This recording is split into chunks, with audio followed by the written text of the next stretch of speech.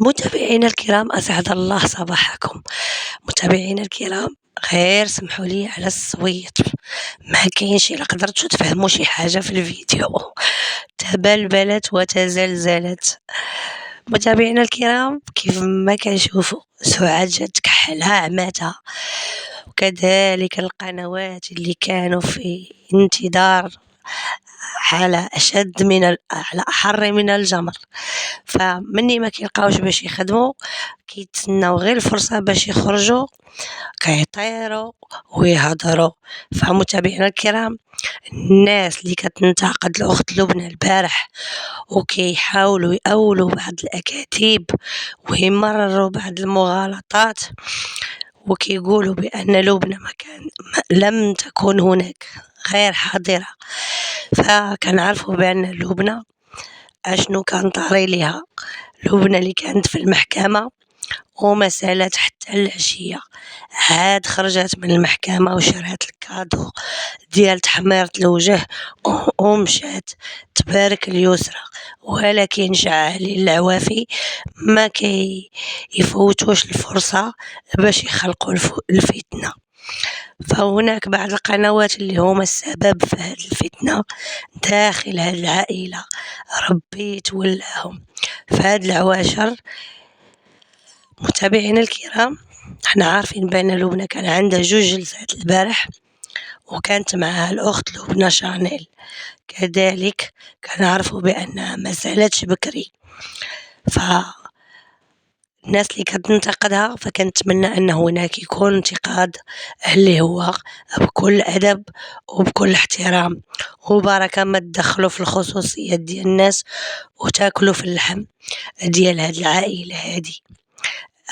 هاد القنوات اللي كنشوفوهم مرة مع لبنى وضد سعاد، شوية مع سعاد وضد يسرى، ومرة مع يسرى وضد لبنى، فكيتبين لينا بأنهم أصحاب مبدأ اللي كل شوية كيتغير للأسف. كذلك غنتكلموا على سعاد اللي بغات تصالح مع بنتها ولكن باقا كتعاود نفس الغلط باش غينفعها عاوتاني هادشي اللي دارت على يسرى.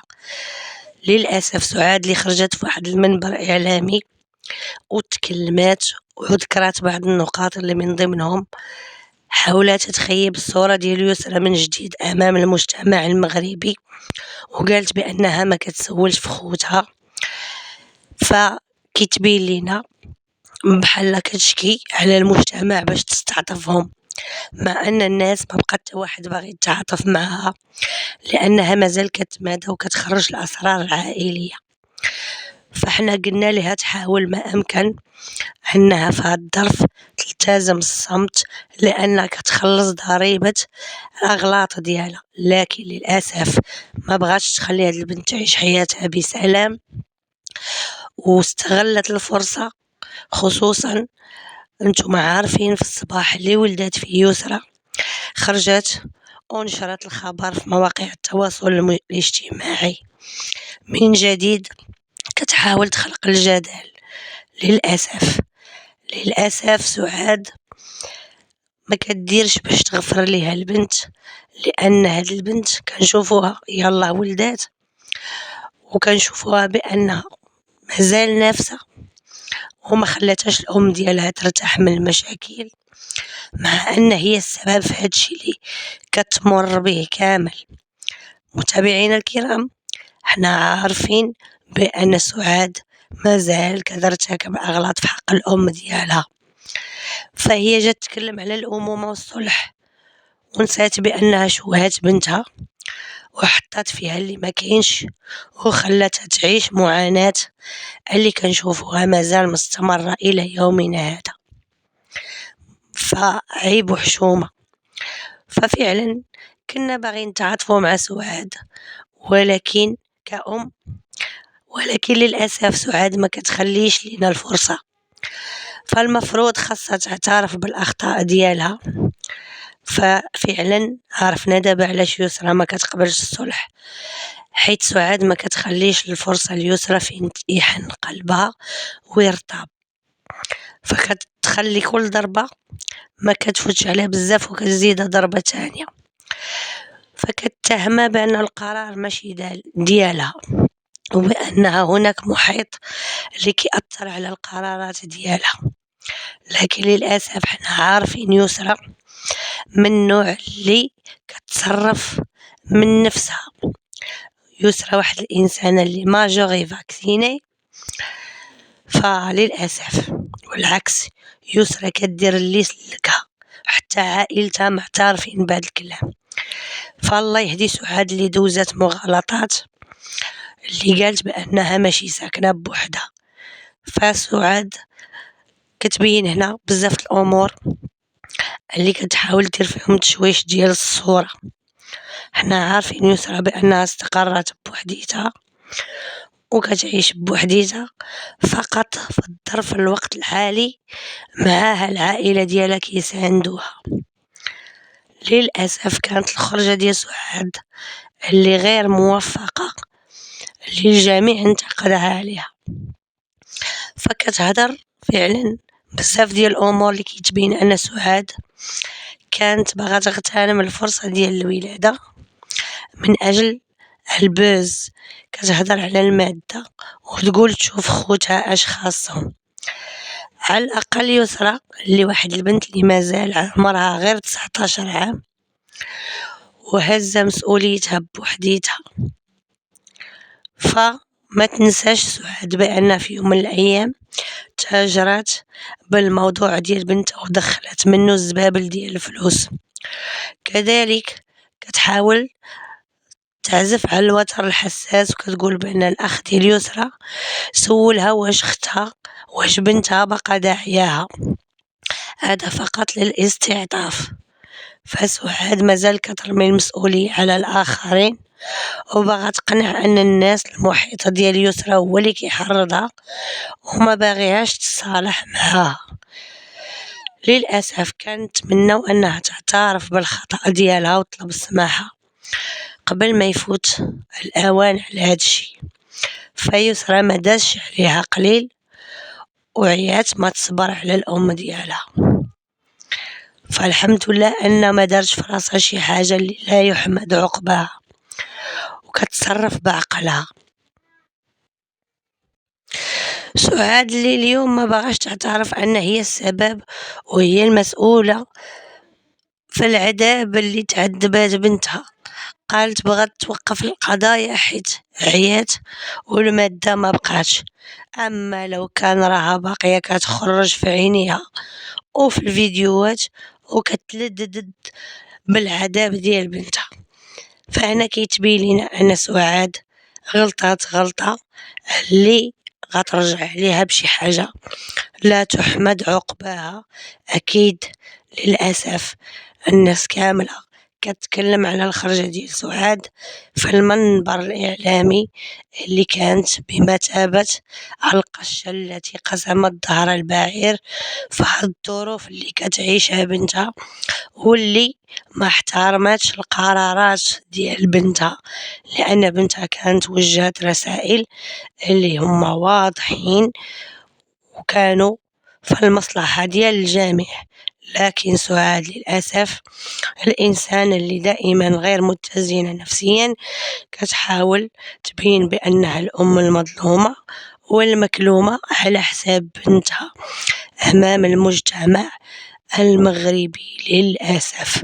فمتابعينا الكرام، كيف ما كنشوفوا كل شيء كينتظر ردة الفعل ديال يسرى من بعد ما توقف على رجليها وتولي بخير. فنبغي نقول لكم بأن يسرى الوقت الحالي كنظن بأن العائلة ما غاديش يخبروها، لأن هادشي غيأثر عليها نفسيا. سعاد الله يهديها اللي غتسبب ليها في نكسة صحية بهادشي اللي كدير، لأن مني نوجه واحد الرسالة اللي واضحة وباينة الأم ديالي اللي غلطت فيا أمام الملأ وما تحترمهاش وتنوض تحرق لي المفاجأة ديال الولادة، ومن بعد أنني نمتنع أنها تجي عندي للمصحة تنوض دير مقابلة مع منبر إعلامي، فهاد الشي كيتبين حنا فعلًا عذرناها قلنا الله يكون في العوان. جدة وفرحانة بالحفيد ديالها وقلبها محروق على بنتها، ولكن سعاد ما التزماتش بهداك الشي اللي يسرى بغاتها ديرو. فطول ما هي مازالت كترتكب هاد الأغلاط ومتهورة بهاد الطريقة هادي، يسرى عمرها ما غادا تصالح مع أم ديالها بديك السهولة. سعاد اللي خرجات كتقول بأن والديا معايا الله يخليهم ليا، فكانت كتظن بأنها غتهز والديها وغتمشي عند يسرى. من بعد ما فاطمة الزهراء امتنعت أنها تقول لأمها العنوان، هنا الأمور خرجت على السيطرة. يعني ما بغيتوش توريوني الكلينيك، أنا غنخرج ونضغط على الزر ونحاول نحطكم تحت المجهر. فهاد الشي كيتعتبر غلط كبير دارتو سعاد بالخرجة ديالها في حقها وفي حق البنت ديالها، وكذلك عطات القنوات المنتقمة باش تخدم ضد البنت ديالها. وما تخافوش، غادي ينولها من طيب نصيب للأسف، لأنها ما كتحشمش كما العادة، كتجلس تدعية وكديرها قد راسها. فاليوم كونوا على يقين أن الرد الفعل ديال يسرى غادي يكون قاسي على هاد الأم، فحتى شي واحد ما يلوم عليها، لأن هاد الأم هادي باش نخرج نتكلم في منبر إعلامي على الأقل نقول أنا فرحانة ومبروك عليها والله يهدي النفوس، وبلاش ما نقول ما كتسولش على خوتها وما كتسولش اش خاصهم، هي ما مسؤولاش عليهم سعاد. فانتي يايا بحال باغا تستغلي البنت، فانتي باغا تدخلي لها في الامور الماديه ديالها، دائما كتكلمي على الماديات. فهنا كيتبين لينا انا سعاد يمكن ضحكات علينا وكانت دايره واحد القناع ديال الانسانه اللي باغا تبدل للاسف، ولكن ما كنظنش انها غتبدل لانها مازال كدير في الكوارث. متابعينا الكرام، الناس اللي كتحاول تأول أنه يسرى منعت لبنى باش ما تجيش المصحة وما تحضرش للولادة، فبلاش ما نبقاو نمروا المغالطات. الظرف ديال لبنى كلنا كنعرفوه، اللي كانت في المحكمة وطلقات مع سعاد الوقت اللي سعاد حطات التنازلات للجميع وخرجت خبرت به الجميع. فسعاد اليوم كيتبين لينا أنها كتحاول تلعب على الحبال الدايبة. من بعد ما حطات التنازلات خرجت بغات تركب على الموجة وكتقلب على البوز بأي طريقة. متابعينا الكرام، ما نبغيش نطول عليكم، كيف ما كتشوفوا الصويت عيان بزاف للأسف، مصابة بذبحة ديال الحبال الصوتية اللي تأثرت ليا. فمتابعينا الكرام، كنتمنى أنني نكون ناقشت معكم مواضيع ونقط اللي هي مهمة. أعطيوني الرأي ديالكم بخصوص الخرجة ديال سعاد في المنبر الإعلامي، وكذلك المغالطات اللي حاولت تمررهم أمام الملأ. واش كتشوفوا سعاد على حق الكلام اللي ذكرته في المنبر الإعلامي؟ أعطيوني الرأي ديالكم في خانة التعليقات. كنتمنى أنكم تشاركوني الرأي ديالكم، ما تنساونيش من الدعم ديالكم لأني فعلا محتاجة ليه.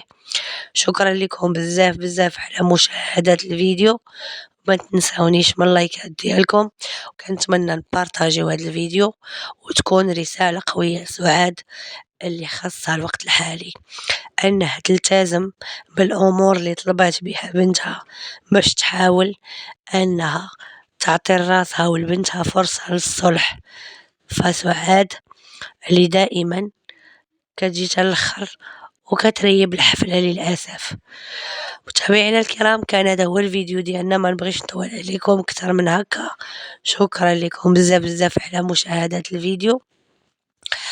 كنتمنى يكون هناك امور اللي ناقشناها مهمة فعلا، ووضحنا بعض المغالطات اللي تمررت للمتابع، إلى اللقاء إلى فيديو قادم إن شاء الله، والسلام عليكم.